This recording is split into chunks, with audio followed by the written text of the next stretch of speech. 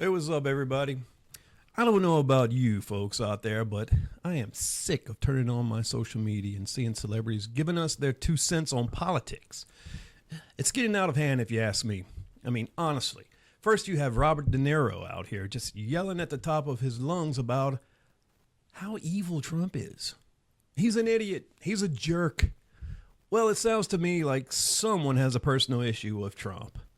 In 2016, De Niro even went as far as to say, well, I'd like to punch him in the face. But Bob, isn't your party about nonviolence? Seems to me that's all you preach, and you are always claiming Trump is inciting riots. I mean, Trump and De Niro have gone back and forth, taking shots at each other on Twitter and what's now known as X for over the past 3-4 years, longer than that. This clearly has got personal with De Niro, and which makes anything he says about Trump irrelevant in my opinion. I mean, you can go on The View and say the F word 1,000 times. That doesn't make me want to watch one of your lame movies, Bob. Oh, and all this crap that Bob talks about Trump, the thing that gets me is not once does he go into detail why Trump would be bad for the country. He just says he's a clown. He's a joke. Well, Bob, he was president for 4 years and the apocalypse didn't happen. Shocker, hey? All right, next we have this white guys for Harris crap. First off, if there was a white guys for Trump group, they would be labeled the KKK or a white extremist group, or some other kind of racist group. And you know I'm right. Hell, if there were a black Republican female candidate running for president and there were a white guys for this woman group, they would be labeled as racist. And you know I'm right. Just look at the names in this group. Sean Astin, Lance Bass. Like, Sean Astin hasn't been irrelevant. Well, he was in Stranger Things and he got killed. Spoiler alert. But since the Goonies, that's the only thing he's been in. He was in Lord of the Rings, you idiot. Then you have, like, Lance Bass. This one hurt. Jeff Bridges. Ooh. Josh Gad. Mark Hamill. Mark, the ultra-liberal Ruffalo. Well, that should be his new superhero in the Marvel Universe, because you have really made the Hulk look like a pussy. And a few more people I have never even heard of. But I got to tell you, Jeff Bridges, that hurt me. I mean, come on, man. The Big Lebowski. Well, good thing you aren't making a Big Lebowski 2, because it would straight sink to the bottom of the Pacific Ocean. And let's not forget about Luke Skywalker, one of the most iconic characters ever to go across the big screen. Well, with Mark Hamill, we saw this coming once they made Luke into such a pussy in Episode 8, The Last Jedi. Kind of wonder if that was Hamill doing that to his iconic character himself. Maybe he influenced Disney to say, hey, let's go more woke with Luke and turn him into a scared hermit pussy. Let's not forget about arguably the most famous person in the world, and the woman that probably has Travis Kelce jumping in through hula hoops and barking like a dog in the bedroom, Taylor Swift. Taylor has 284 million Twitter followers, and she's alienated half of them, probably with her endorsement of Harris. Now, depending on what you believe, some people say after her endorsement she lost 17 million followers. Some say she gained 12 million. Honestly, I could give two shits about it. Check this out.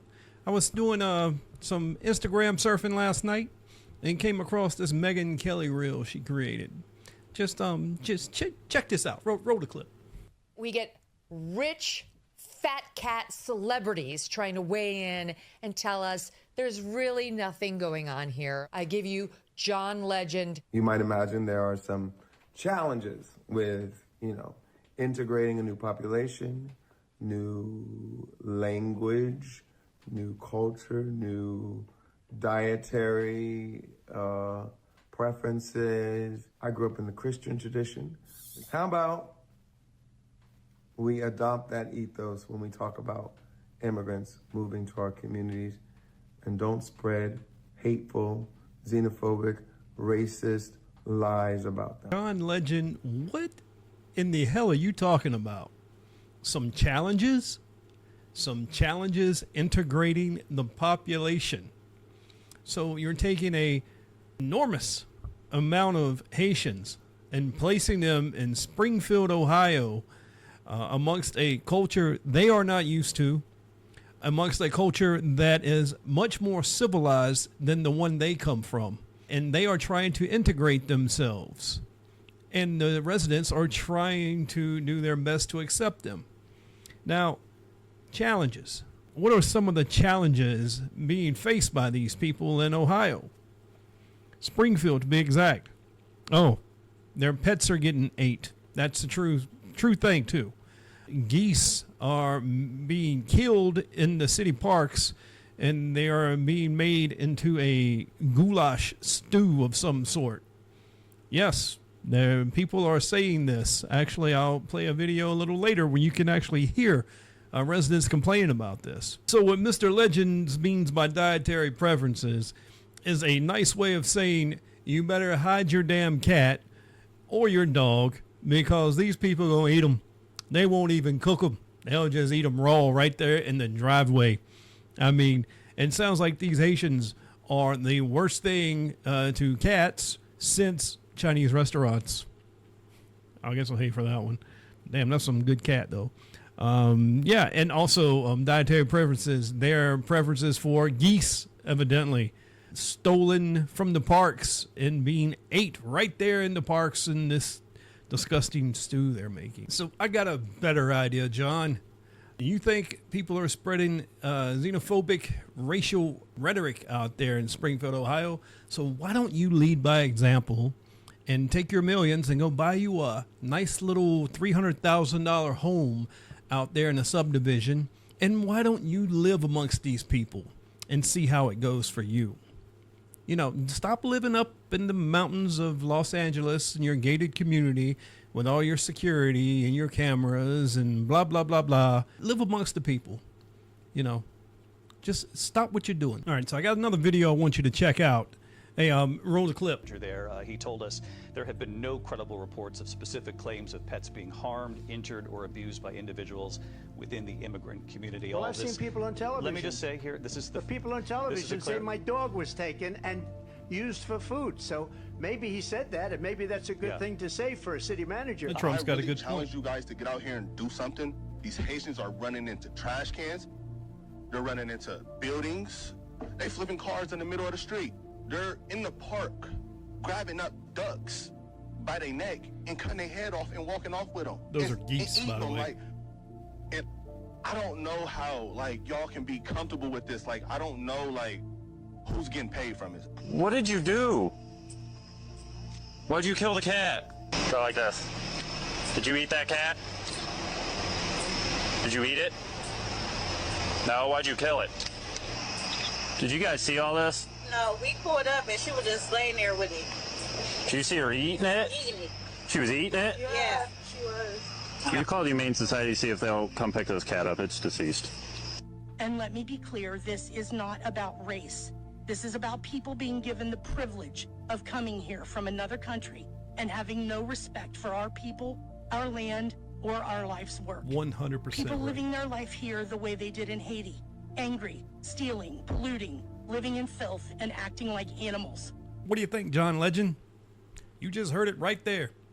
A black man, a white woman. This ain't about race. I mean, as much as you want it to be, it's not. This is just about showing courtesy, respect for the town that you're moving into, adapting to that culture. Yeah, it's okay to bring some of your culture here, but if you do that, you're going to turn that town into little Haiti. And what's going on in Haiti right now? In Port-au-Prince, since February of this year, you've got gang violence where the gangs are fighting the cops. It's like a war. No one is safe. Haiti, Port-au-Prince is a war zone. Yes, people are fleeing that country, and they're coming here. And they're bringing their third world ways with them. Hey, if you like this video, please do me a favor. Like and subscribe to Naughty Donkey Productions YouTube channel. That way you'll get notified whenever there is a new